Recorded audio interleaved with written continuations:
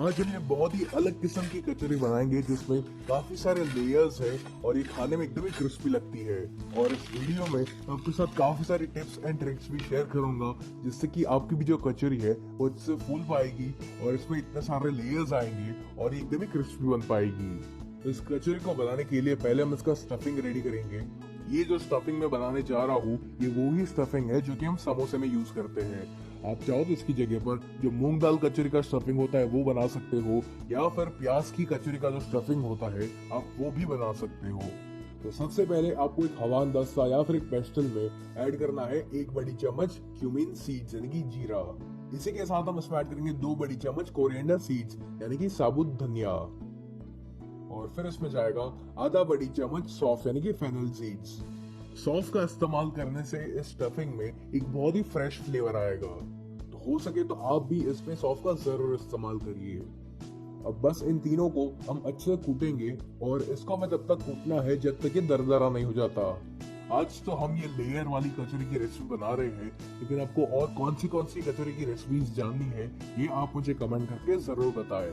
चलिए, इन तीनों को मैंने कूट लिया है और ये इस प्रकार से थोड़ा सा दरदरा होना चाहिए। अब एक कढ़ाई में या फिर एक पैन में आपको लेना है 2 से 3 बड़ी चम्मच तेल और तेल को आप अच्छे से गर्म होने दीजिए। जब तेल गर्म हो जाए तब जो खड़े मसाले हमने कूट के रखे हुए थे वो हमें इसमें ऐड करने हैं और फिर इन खड़े मसालों को हम कुछ सेकंड्स के लिए पकाएंगे। अब मैं इसमें डाल रहा हूँ 2 से 3 बारीक कटी हुई ग्रीन चिलीज यानी कि हरी मिर्च। अब इसी के साथ इसमें जाएगा 1 इंच अदरक यानी कि जिंजर, और इस अदरक को मैंने ग्रेट कर लिया था। अब इस अदरक और हरे मिर्च को भी हम कुछ सेकंड्स के लिए भूनेंगे ताकि जो अदरक का कच्चापन है वो चला जाए। अदरक और हरी मिर्च जब अच्छे से भून जाए तब आपको गैस को एकदम ही स्लो कर देना है और फिर हम इसमें ऐड करेंगे आलू।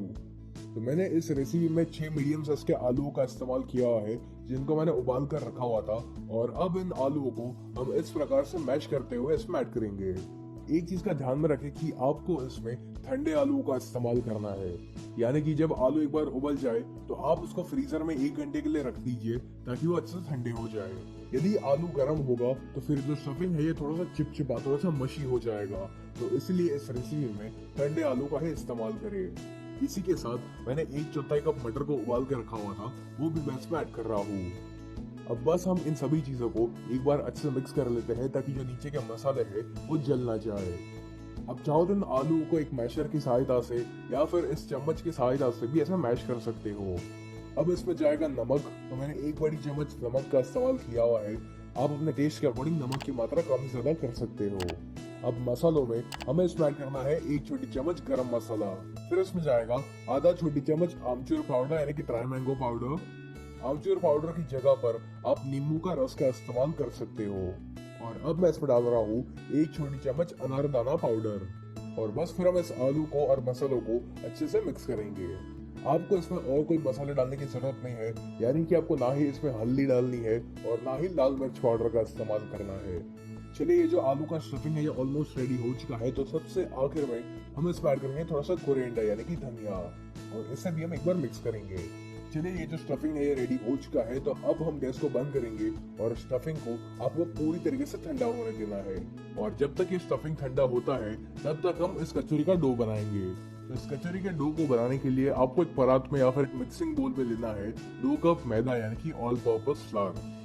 यदि आप मैदा का इस्तेमाल नहीं करना चाहते तो आप इसके बजाय गेहूं के आटे का भी इस्तेमाल कर सकते हो, या फिर आप चाहो तो इसमें 1 कप मैदा और 1 कप गेहूं का आटा डालोगे तो भी चलेगा। अब इसमें जाएगा 1 बड़ी चम्मच नमक, या फिर आप अपने टेस्ट के अकॉर्डिंग नमक कम ज्यादा कर सकते हो। फिर मैं इसमें इस्तेमाल कर रहा हूँ 1 छोटी चम्मच कैरम सीड यानी कि अजवाइन, और इस अजवाइन को आपको इस प्रकार से हाथों में रख कर ऐसे क्रश करके इस्तेमाल करना है। अजवाइन को इस रेसिपी में जरूर इस्तेमाल करिएगा, इसका बहुत ही बढ़िया सा फ्लेवर आता है। और फिर हम इसमें मोइन ऐड करेंगे, तो मैंने यहाँ पर तेल का इस्तेमाल किया हुआ है, आप चाहो तो यहाँ पर घी का भी इस्तेमाल कर सकते हो।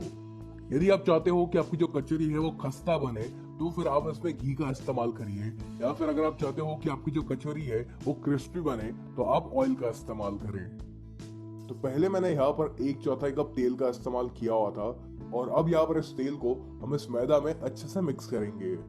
इसको एक बार इसमें मिक्स करने के बाद आप एक बार चेक कर लीजिए कि जो मोइन है ये बराबर है या नहीं। इसको चेक करने के लिए आपको यहाँ पर इस मैदा को ऐसे हाथों के बीच में रखकर ऐसे जोड़ना है, और अगर ये मैदा जो है वो अच्छे से जुड़ जाता है तो इसका मतलब ये है कि ये जो मोइन है ये बिल्कुल बराबर है। लेकिन जैसे कि आप देख सकते हो कि यहाँ पर जो मैदा है ये जुड़ नहीं पा रहा है, यानी कि ये टूट रहा है। तो इसका मतलब ये है कि हमें यहाँ पर थोड़ा सा और तेल का इस्तेमाल करना पड़ेगा।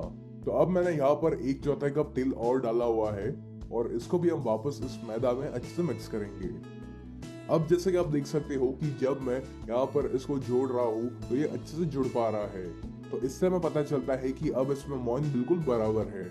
चलिए अब हमें यहाँ पर इसका डो रेडी करना है, जिसके लिए हमें यहाँ पर गुनगुने पानी का इस्तेमाल करना है। एक चीज का यहाँ पर ध्यान रखिए कि आपको एक साथ सारा का सारा पानी ऐड नहीं करना है, आप थोड़ा थोड़ा पानी ऐड करते जाइए और इस डो को गूंथते रहिए। जब ये डो इस प्रकार से एक साथ जुड़ जाए तब आपको इसको लगातार 5 मिनट के लिए मसलना है, ताकि इसके अंदर जो ग्लूटेन है वो एक्टिवेट हो जाए और इस डो में एक अच्छी सी लचक आ जाए।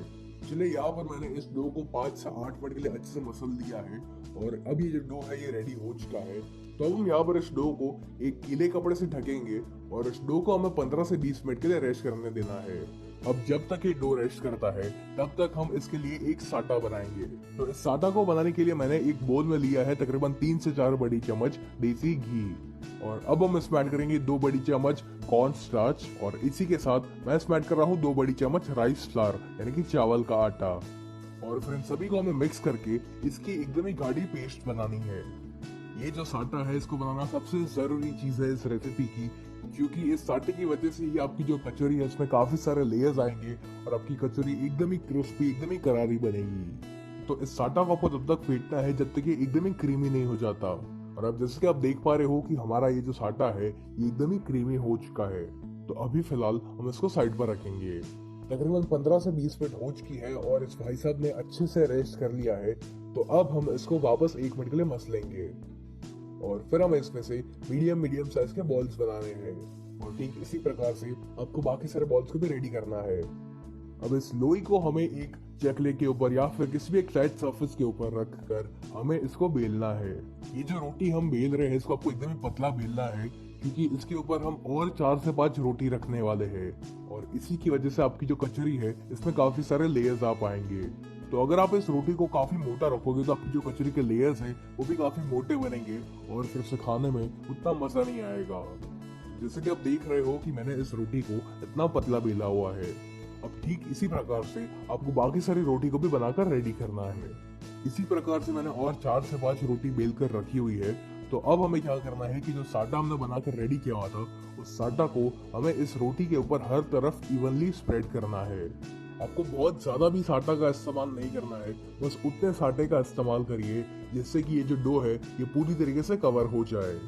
फिर इसी तरह से हमें जो दूसरी वाली रोटी है इसको भी इसके ऊपर रखना है, और इस वाली रोटी पर भी हम साटा को हर तरफ इवनली स्प्रेड करेंगे। इस कचौरी को बनाने का जो सबसे मेन स्टेप है वो यही है कि आपको ये मैदा की रोटी रखनी है, इसके ऊपर ये साटा स्प्रेड करना है, और वही प्रोसेस को आपको और 3 से 4 बार रिपीट करना है।